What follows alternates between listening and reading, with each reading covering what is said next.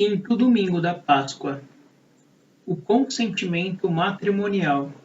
Números de 1625 a 1632. Em nome do Pai, do Filho e do Espírito Santo. Amém. Vinde, Espírito Santo, enchei os corações dos vossos fiéis e acendei neles o fogo do vosso amor. Enviai o vosso Espírito e tudo será criado, e renovareis a face da terra. Oremos. Ó Deus, que instruíste os corações dos vossos fiéis com a luz do Espírito Santo, fazei que apreciemos retamente todas as coisas segundo o mesmo Espírito, e gozemos sempre da sua consolação. Por Cristo Senhor nosso. Amém. 1625. Os protagonistas da aliança matrimonial são um homem e uma mulher batizados, livres para contrair o matrimônio e que expressam livremente seu consentimento. Ser livre quer dizer não sofrer constrangimento, não ser impedido por uma lei natural ou eclesiástica. 1626. A Igreja considera a troca de consentimento entre os esposos como elemento indispensável que produz o matrimônio. Se faltar o consentimento, não há casamento. 1627. O consentimento consiste num ato humano pelo qual os cônjuges se doam e se recebem mutuamente. Eu te recebo por minha mulher.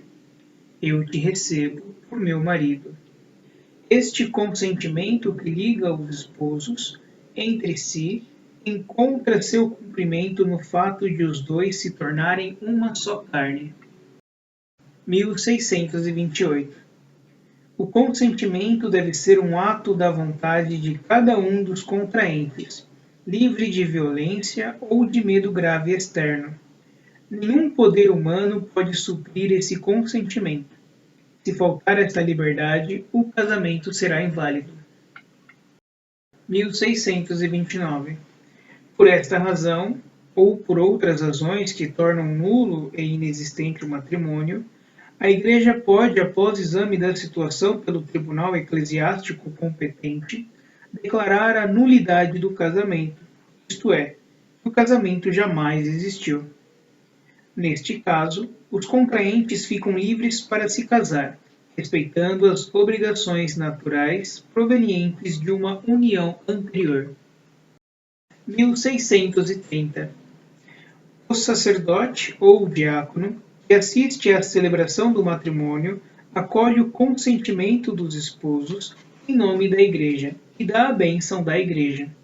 A presença do ministro da Igreja e também das testemunhas exprime visivelmente que o casamento é uma realidade eclesial. 1631. Por esta razão, a Igreja normalmente exige de seus fiéis a forma eclesiástica da celebração do casamento. Diversas razões concorrem para explicar esta determinação. O matrimônio sacramental é um ato litúrgico, por isso convém que seja celebrado na liturgia pública da Igreja. O matrimônio introduz ordem eclesial, cria direitos e deveres na Igreja, entre os esposos e relativos à prole. Por ser o matrimônio um estado de vida na Igreja, é necessário que haja certeza a seu respeito, daí a obrigação de haver testemunhas. O caráter público do consentimento protege o mútuo sim, que foi dado e ajuda a permanecer-lhe fiel. 1632. Para que o sim dos esposos seja um ato livre e responsável, e para que a aliança matrimonial tenha bases humanas e cristãs, sólidas e duráveis, a preparação para o casamento é de fundamental importância. O exemplo e o ensinamento dos pais e da família continuam sendo o caminho privilegiado desta preparação. O papel dos pastores e da comunidade cristã, como família de Deus, é indispensável para a transmissão dos valores humanos e cristãos do matrimônio e da família. Mais ainda porque, em nossa época, Muitos jovens conhecem a experiência de lares desfeitos que não mais garantem suficientemente esta iniciação, feita dentro da família. Os jovens devem ser instruídos convenientemente e a tempo sobre a dignidade, a função e o exercício do amor conjugal, a fim de que, preparados no cultivo da castidade, possam passar na idade própria do noivado honesto para as núpcias.